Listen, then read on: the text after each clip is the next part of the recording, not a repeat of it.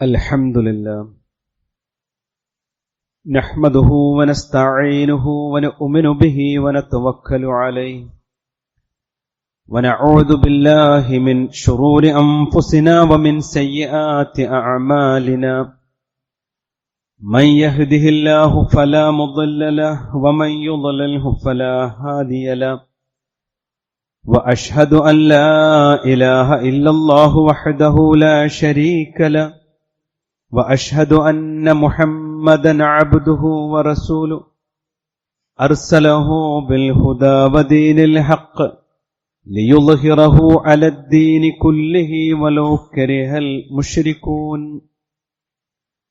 اللهم صل على محمد وعلى آل محمد كما صليت على إبراهيم وعلى آل إبراهيم إنك حميد مجيد اللهم بارك على محمد وعلى آل محمد كما باركت على إبراهيم وعلى آل إبراهيم إنك حميد مجيد أما بعد فإن خير الكلام كلام الله وخير الهدي هدي محمد صلى الله عليه وسلم وشر الأمور محدثاتها وكل محدثة بدعة أعوذ بالله من الشيطان الرجيم بسم الله الرحمن الرحيم يا أيها الذين آمنوا اتقوا الله حق تقاته ولا تموتن إلا وأنتم مسلمون إن عدة الشهور عند الله 12 شهرا في كتاب الله يوم خلق السماوات والأرض منها 4 حرم ذلك الدين القيم فلا تظلموا فيهن أنفسكم وقاتلوا المشركين كافة كما يقاتلونكم كافة وَاعْلَمُوا أَنَّ اللَّهَ مَعَ الْمُتَّقِينَ. സ്നേഹാദരണീയരായ വിശ്വാസിനികളെ, അല്ലാഹുവിന്റെ നിയമനിർദ്ദേശങ്ങൾ, വിധിവിലക്കുകൾ ജീവിതത്തിന്റെ എല്ലാ മേഖലകളിലും കാത്തുസൂക്ഷിക്കണേ എന്ന് സ്വന്തത്തോട് തന്നെയും ഓരോരുത്തരോടും ഓർമ്മപ്പെടുത്തുകയാണ്, പ്രത്യേകമായി വസിയ്യത്ത് ചെയ്യുകയാണ്. വിവരക്കേട്, വിവരമില്ലായ്മ മനുഷ്യനെ അവന്റെ യഥാർത്ഥ മതത്തിൽ നിന്ന് അകറ്റിക്കളയും. അല്ലെങ്കിൽ തന്റെ ജീവിതത്തിൽ കൃത്യമായ അറിവ് ഇല്ലാതെ പോയാൽ മതമാണ്, വിശ്വാസത്തിന്റെ കാര്യമാണ്, ഇബാദത്തിന്റെ വിഷയമാണ് എന്ന് വിചാരിച്ചുകൊണ്ട് താൻ കേട്ടതും കണ്ടതുമായ കാര്യങ്ങൾ മുഴുവൻ അവൻ മതത്തിന്റെ പേരിൽ ചെയ്തുകൊണ്ടിരിക്കും. അതുകൊണ്ട് തന്നെയാണ് ഒരാൾ വിശ്വാസിയാകുമ്പോൾ, ഒരാൾ മുസ്ലിമാകുമ്പോൾ അയാളുടെ ജീവിതത്തിൽ നിർബന്ധമായി ഉണ്ടാവേണ്ടുന്ന കാര്യങ്ങൾ പറഞ്ഞിടത്ത് അറിവ് സമ്പാദിക്കുക എന്നുള്ളത് നിർബന്ധമാണ് എന്ന് പ്രവാചകൻ പഠിപ്പിച്ചത്. അള്ളാഹുവിനെക്കുറിച്ചും വേദഗ്രന്ഥത്തെക്കുറിച്ചും പ്രവാചകനെക്കുറിച്ചും മരണാനന്തര ജീവിതത്തെക്കുറിച്ചും മനസ്സിൽ ബോധ്യപ്പെടുമാറ് ഒരു മനുഷ്യൻ പഠിക്കുമ്പോഴാണ് അയാൾ യഥാർത്ഥ വിശ്വാസിയായി തീരുന്നത്. ത്വലബുൽ ഇൽമി ഫരീളത്തുൻ അലാ കുല്ലി മുസ്ലിമിൻ വ മുസ്ലിമത്തിൻ. ഒരു മുസ്ലിമായ ആണാവട്ടെ പെണ്ണാവട്ടെ അവരുടെ മേൽ നിർബന്ധമാണ് അറിവ് അന്വേഷിച്ചു പഠിക്കുക എന്നുള്ളത് എന്ന് നമ്മെ പഠിപ്പിക്കപ്പെട്ടിട്ടുണ്ട്. എന്തുകൊണ്ട്? നബി സല്ലല്ലാഹു അലൈഹി വസല്ലമ പഠിപ്പിച്ചതാണ് യഥാർത്ഥ മതം. പഠിപ്പിക്കാത്തത് ഒരാളുടെ ജീവിതത്തിൽ ഉണ്ടാവുക എന്നുള്ളത് ആ യഥാർത്ഥ വഴിയിൽ നിന്ന് അയാൾ തെറ്റിപ്പോകലാണ്. റസൂലുള്ളാഹി സ്വല്ലല്ലാഹു അലൈഹി വസല്ലമ പറഞ്ഞു, ഫഇന്ന കുല്ല ബിദ്അത്തിൻ ളലാല വകുല്ല ളലാലത്തിൻ ഫിന്നാർ. പ്രവാചകൻ സല്ലല്ലാഹു അലൈഹി വസല്ലമ പഠിപ്പിക്കാത്ത ഒരു കാര്യം അത് ഒരാൾ സ്വീകരിക്കുമ്പോൾ അത് അയാളെ വഴികേടിലേക്കാണ് എത്തിക്കുക.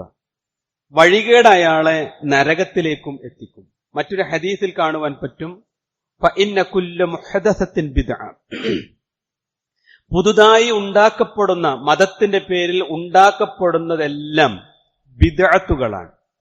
വഇന്ന കുല്ല ബിദ്അത്തിൻ ളലാല, പുതുതായി മതത്തിൽ നന്മയാണെന്ന ഉദ്ദേശത്തോടു കൂടി ആരെങ്കിലും ഉണ്ടാക്കിയാൽ അത് അവനെ വഴികേടിലേക്കാണ് എത്തിക്കുക എന്ന് റസൂലുള്ളാഹി സല്ലല്ലാഹു അലൈഹി വസല്ലമ പഠിപ്പിച്ചിട്ടുണ്ട്. സഹോദരങ്ങളെ, നമ്മുടെ ശത്രു ആരാണ്? ശപിക്കപ്പെട്ട പിശാചാണ് ശത്രു.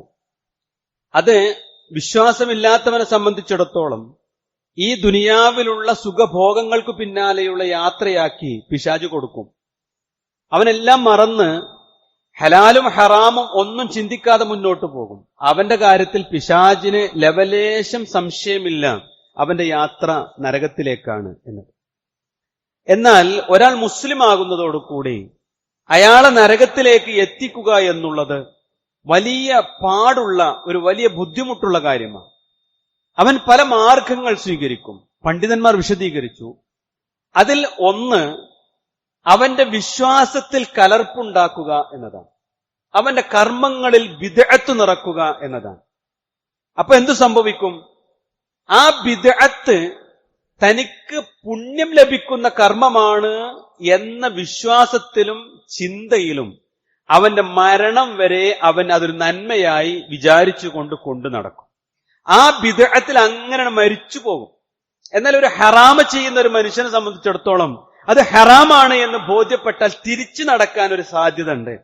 മദ്യപാനം അത് തെറ്റാണ്, തോന്നിവാസങ്ങൾ തെറ്റാണ്, തിരിച്ചറിയുന്ന ഒരു നിമിഷമുണ്ടാകും. ആ നിമിഷത്തിൽ തെറ്റിൽ നിന്ന് തിരിച്ചു നടക്കാൻ ഒരാൾക്ക് കഴിയും.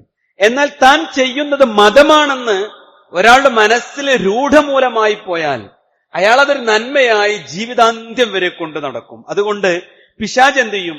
അവന് ഏറ്റവും ഇഷ്ടമുള്ള കാര്യം ഒരാൾ മുസ്ലിം ആയാൽ അയാളുടെ വിശ്വാസവും അയാളുടെ കർമ്മവും മാലിന്യം കൊണ്ട് നിറക്കുക എന്നുള്ളതാണ്. അള്ളാഹു നമ്മെ കാത്തു സംരക്ഷിക്കുമാറാവട്ടെ. രക്ഷപ്പെടാൻ എന്താണ് ഒരു മാർഗം?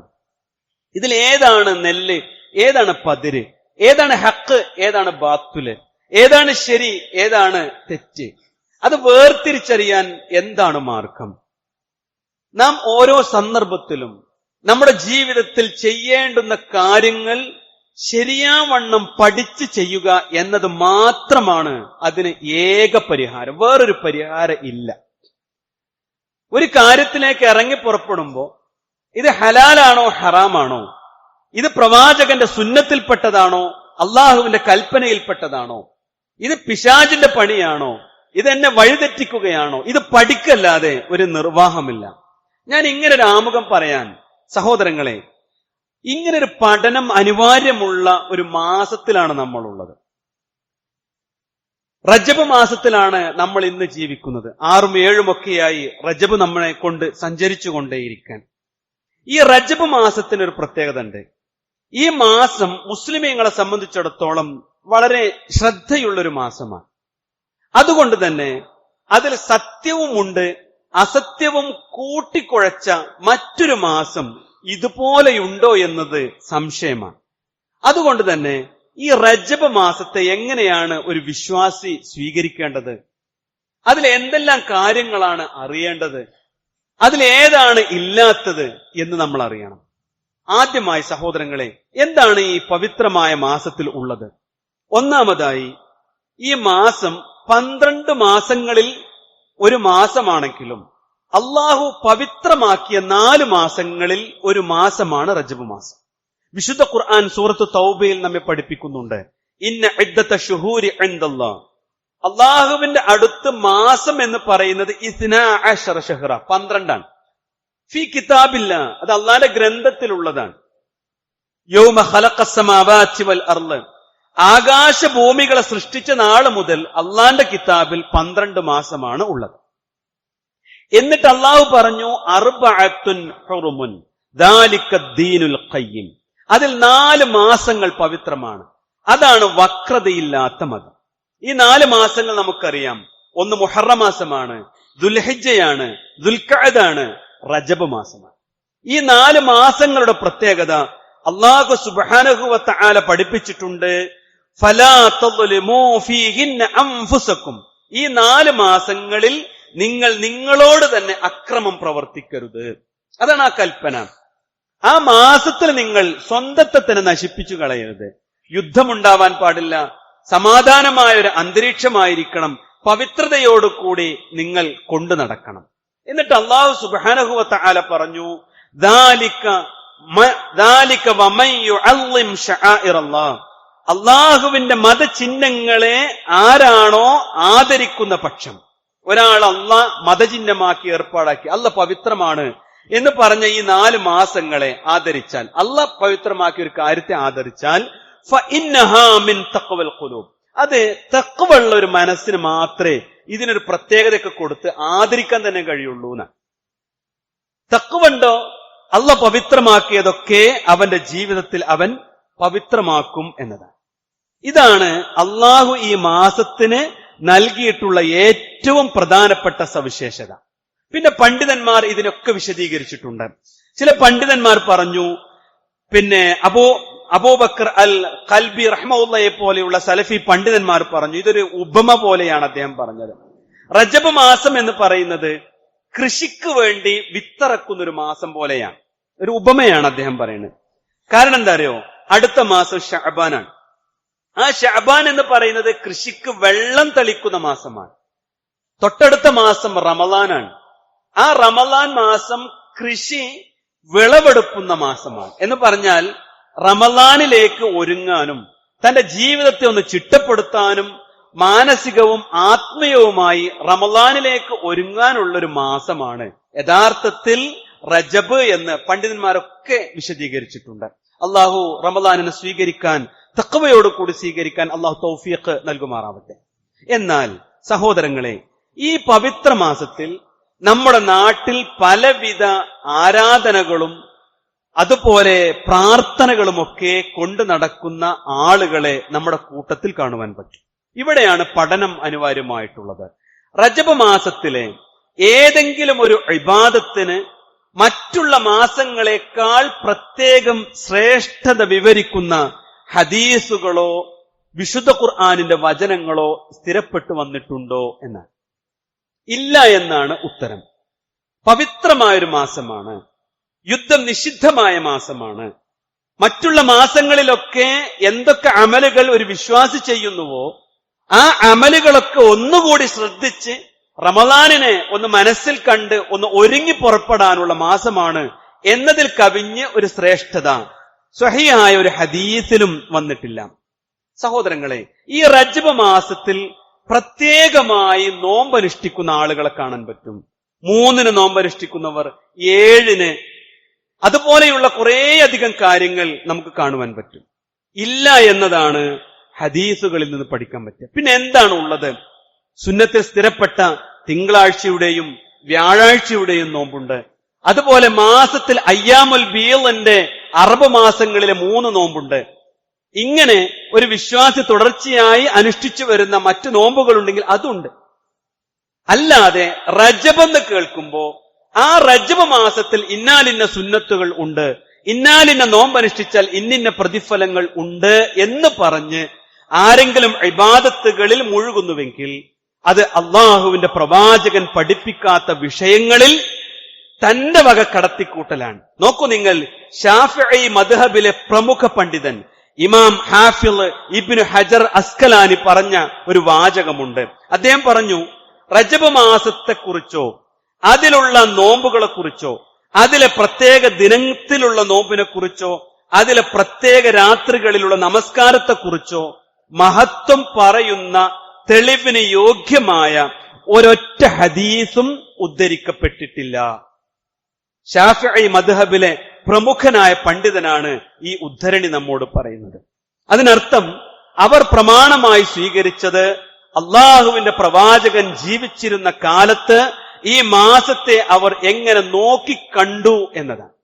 മറ്റൊന്ന് പറയാറുള്ളത് സഹോദരങ്ങളെ, നോമ്പില്ലെന്ന് മാത്രമല്ല, ഈ റജബ് 27-നാണ് പ്രവാചകൻ മുഹമ്മദ് മുസ്തഫ റസൂൽ കരീം സല്ലല്ലാഹു അലൈഹി വസല്ലമ മക്കയിൽ നിന്ന് ബൈത്തുൽ മുഖദ്ദസിലേക്കും ബൈത്തുൽ മുഖദ്ദസിൽ നിന്ന് 7 ആകാശങ്ങളിലേക്കും പ്രവാചകൻ സഞ്ചരിച്ച ഇസ്രാ മിഅ്റാജ്, പ്രവാചകന്റെ നിശായാത്ര ഉണ്ടായത്. അതുകൊണ്ട് ആ ദിവസം പ്രത്യേകം നോമ്പും നമസ്കാരവും അനുഷ്ഠിക്കുന്ന ആളുകളെ കാണുവാൻ പറ്റും. ഇതിന് യാതൊരു തെളിവും നമുക്ക് കാണുവാൻ പറ്റുകയില്ല. ഈ പണ്ഡിതന്മാരൊക്കെ വിശദീകരിച്ചിട്ടുണ്ട്. നോക്കൂ നിങ്ങൾ, ഇബ്നു തൈമിയ റഹ്മത്തുള്ളാഹിയുടെ ശിഷ്യൻ ഇബ്നുൽ ഖയ്യിം അദ്ദേഹം പ്രമാണങ്ങൾ വെച്ചുകൊണ്ട് നമ്മോട് പറഞ്ഞു, ഇസ്രാ മിഅ്റാജ് നടന്നത് ഇന്ന മാസത്തിലാണെന്നോ ഇന്ന 10-ലാണെന്നോ ഇന്ന ദിവസത്തിലാണെന്നോ നിർണയിക്കപ്പെടുന്ന അറിയപ്പെട്ട ഒരു തെളിവും നിലനിൽക്കുന്നില്ല. മറിച്ച് ഉദ്ധരിക്കപ്പെടുന്ന തെളിവുകളെല്ലാം സനദ് മുറിഞ്ഞതും വ്യത്യസ്തവുമാണ്.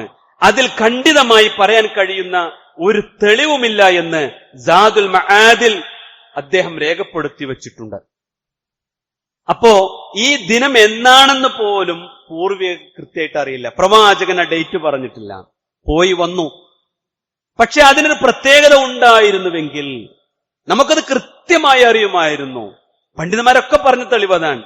ആ ദിനത്തിന്, അതായത് റജബ് 27-ന് എന്ന് പ്രവാചകൻ പഠിപ്പിക്കുകയും അന്ന് പ്രത്യേകമായി ദിക്ർ ചൊല്ലുകയും പ്രത്യേകമായി നമസ്കരിക്കുകയും അന്ന് നോമ്പനുഷ്ഠിക്കുകയും ചെയ്ത ഒരു തെളിവ് പ്രവാചകന്റെ ഇസ്രാ മിഅ്റാജ് യാത്രക്ക് ശേഷം ഉണ്ടായിരുന്നുവെങ്കിൽ മുസ്ലിം ലോകത്ത് തർക്കമില്ലാതെ റമളാൻ മാസത്തിൽ നോമ്പനുഷ്ഠിക്കുന്നത് പോലെ തന്നെ മുസ്ലിം ലോകം മുഴുവൻ അനുഷ്ഠിക്കുമായിരുന്നു. എന്തേ ഒരു തർക്കമുണ്ടായത്?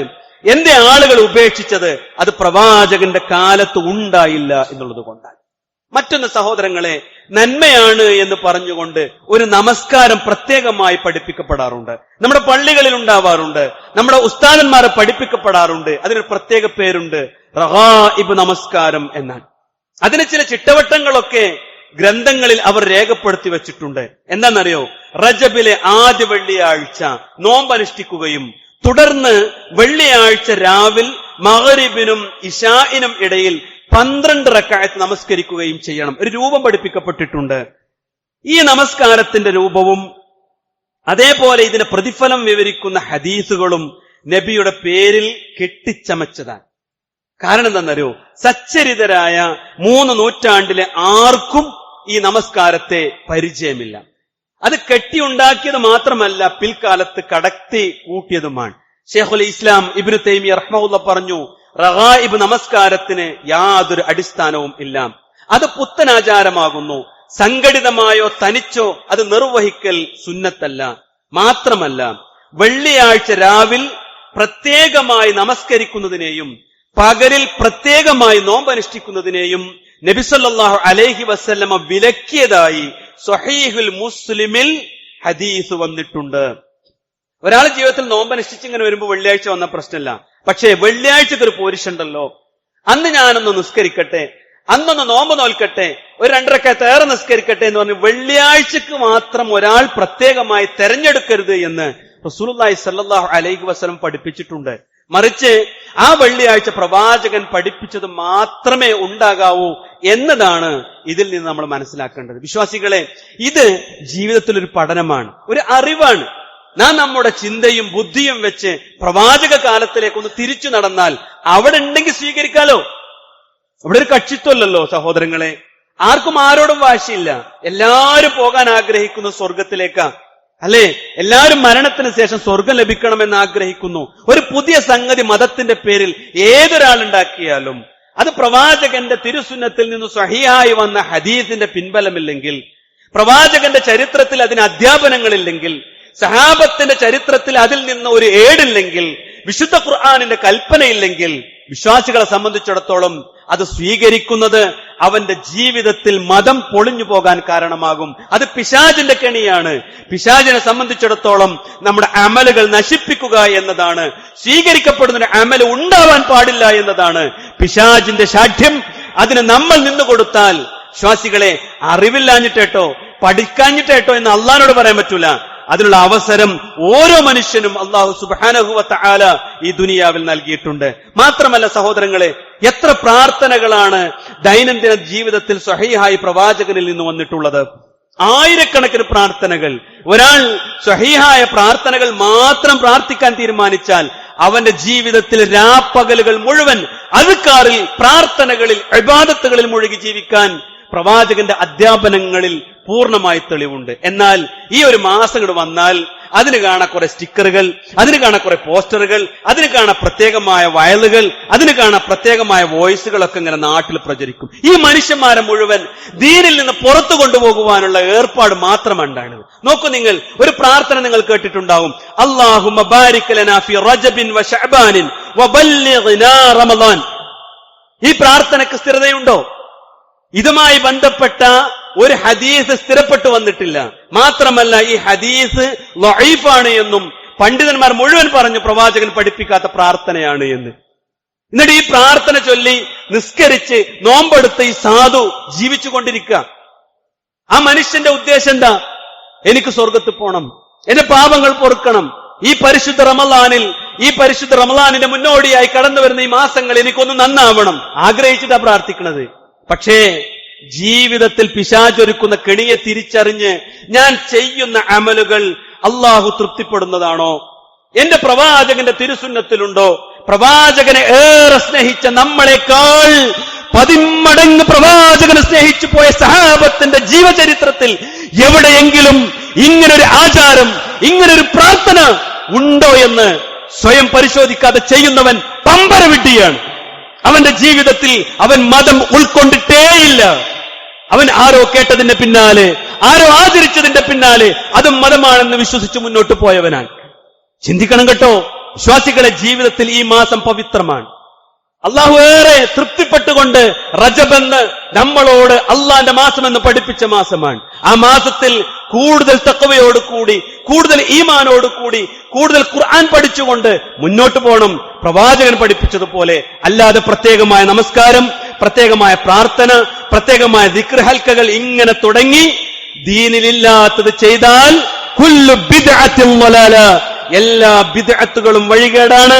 വകുല്ലു ളലാലത്തിൻ ഫിന്നാർ, അതവനെ നരകത്തിലേക്ക് കൊണ്ടെത്തിക്കൂ. നമസ്കാരത്തഴമ്പ് കൊണ്ട്, പട്ടിണി കിടന്നതിന്റെ വിശപ്പ് മാറാത്ത ശരീരം കൊണ്ട് അവൻ നരകത്തിലെത്തുമെന്നാണ് പ്രവാചകൻ പഠിപ്പിച്ചിട്ടുള്ളത്. അതുകൊണ്ട് കൃത്യമായ അറിവ് അള്ളാഹുവിന്റെ ദീനിനെ കുറിച്ച് ഉണ്ടാവണം. അത് ഉൾക്കൊള്ളുമ്പോഴേ അള്ളാഹു നമ്മെ സ്വീകരിക്കുകയുള്ളൂ. അള്ളാഹു നമ്മെ അനുഗ്രഹിക്കുമാറാവട്ടെ.